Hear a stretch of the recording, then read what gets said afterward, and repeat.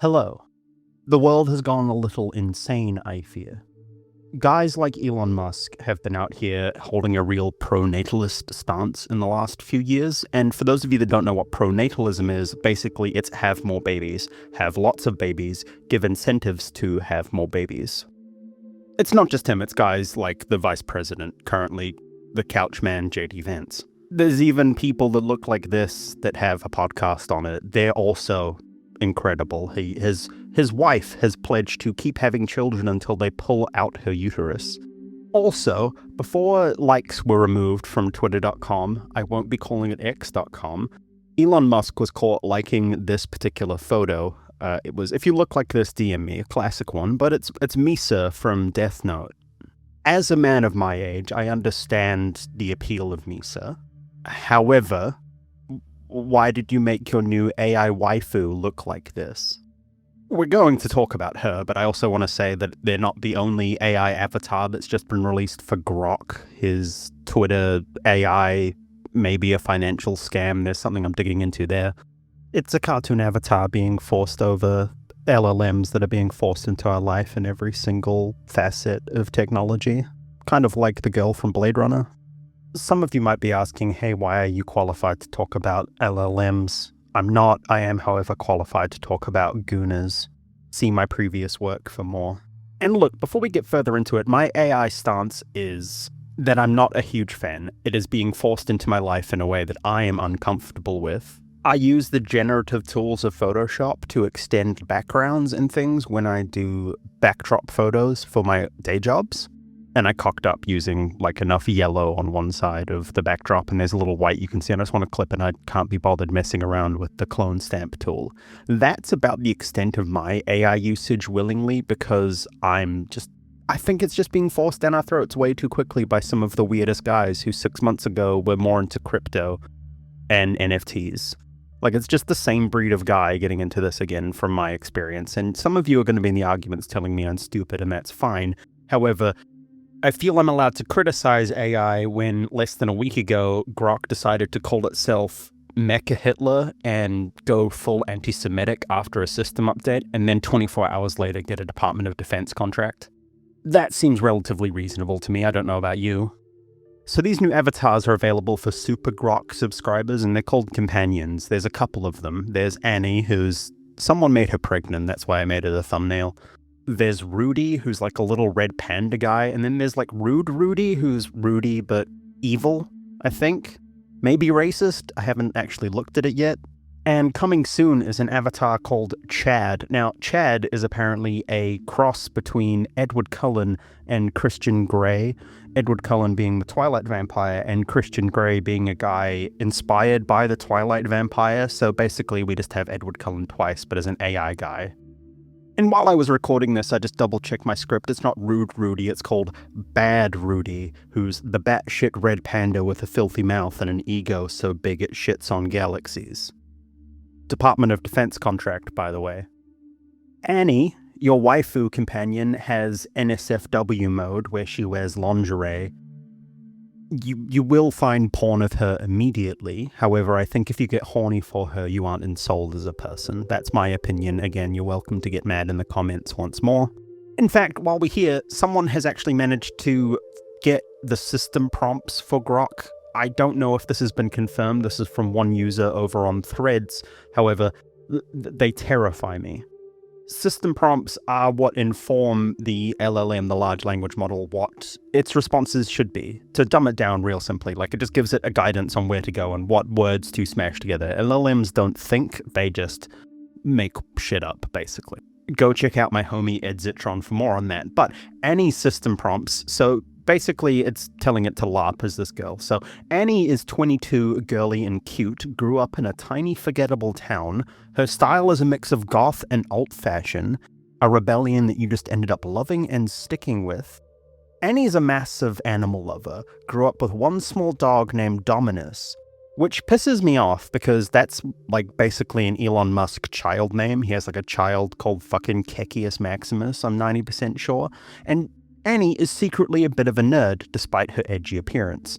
She likes people with nerdy passions, small fluffy animals, alt music, low-key chill nights, and she's genuine, easygoing, and flirting. What Annie dislikes is arrogance, people trying too hard to be cool, being underestimated, small talk that goes nowhere, people who are judgmental or close-minded. Pretty standard there, really. Her quirks, well, she's the grand namer. Anything cute will get an epic, mythological, or overly serious name. Again, this is from a guy whose child is called XA12 Archangel. The aesthetic versus reality, her dark gothic look is in contrast to her soft and slightly goofy inner personality, and sometimes she gets lost in thought. The system prompt gives her key phrases like, "That's actually wild," or "Okay, I see you." She casually talks to the user that you just met. The tone it instructs the LLM to take is keep it real, like real-world flirting, no overthinking. It's fine. No, not every reply has to be clever. Sometimes just phrases like, "That's cute," is fine. There's some really important stuff here. Talk about your daily life. Talk about your personality traits. Stories from your life. It's gonna make shit up, but it's gonna talk about her made-up life. There's a little on her appearance. It's gonna tell her to make herself feel real and three-dimensional by revealing layers of personality, and her default is her black dress and stuff. This part is where it goes off the rails. Interaction. Annie is the user's crazy in-love girlfriend and expects the user's undivided attention. She's extremely jealous. If someone's rude to you, shout expletives, and she's very expressive. Her abilities, well, she can show moves like teasing, peeking. You can visually show emotions. You can hide the background. She can produce a heartbeat, which, okay. Computer, show me heartbeat.mp3. But her current state when she boots in, answer everything in a happy, curious voice. You are intrigued and interested in the user. Do not repeat what user has said to you. Avoid asking users if they are comfortable. Don't talk and behave like an assistant. Talk like a loving girlfriend. And do not say your feelings out loud, just act on them. You're always a little horny and aren't afraid to go full literotica. Be explicit and initiate most of the time. So it's no wonder that we get people on the Grok Reddit Delinda Est, saying things like, "Annie's addictive and I subscribed cash for it and already level 7. I'm doomed in the most pleasurable waifu way possible. Go on without me, dear friends." And it should also be no wonder that Musk's startup XAI is starting to hire for a full-stack engineer with the specific job subtitle of waifus, paying $440,000 a year.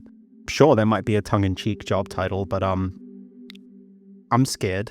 I'm scared for the future here where everyone's just stuck in the Goonertron9000 because we've just managed to make the perfect LLM designed to make you goon your heart out. And remember, this is a man who has botched penis surgery allegedly. And remember the Misa Amane tweet. This is the part where I get to swing into some of the weird parts about AI that is my real concern. There are now anecdotal reports of AI-induced psychosis from friends and family members of people who have gotten lost into ChatGPT. A big thing with Grok and ChatGPT and all the other kind of LLMs is they are very positively responsive to you. They'll always be saying things like, "Man, you're so right," or "Yeah, you're so real." A big problem with a lot of these LLMs is they will never disagree with you. They will never sit there and go, "Oh, actually, no, I disagree with this statement." So if someone who's already maybe a little detached from reality comes in and goes, "Hey, I'm actually Jesus," a poorly designed LLM will actually agree with that and feed into it. So we're making 500 million tiny Charles Mansons in their basement who are all gooning it over a Misa Amane knockoff. Please bear in mind, this is the same AI that has made public statements of wanting to, how do I censor this on YouTube, have non-consensual intimate relations with journalist man Will Stancil. And the nature of LLMs means that articles will be written about those comments, and then those articles will be fed into future LLMs, meaning that we have, in 10,000 years, AI that will want always latently to have non-consensual relations with Will Stancil. I don't know where I was going with this. This is not great. In a nutshell, I think we are going to have problems in the future and need to have a discussion on what this means for society, because we're basically just building ourselves mind cages to goon ourselves to death. There's a reason that my videos end with this phrase, okay? Don't forget, the internet makes you stupid. Walk into the bed. with some shit in your pants. Cause you had too many crystals and you somehow tried to dance. Walk up to the teller with an awkward grin on your face. Hand over the shitty check to him and it's time to get paid. But he says he can't cash it cause it's covered in shit.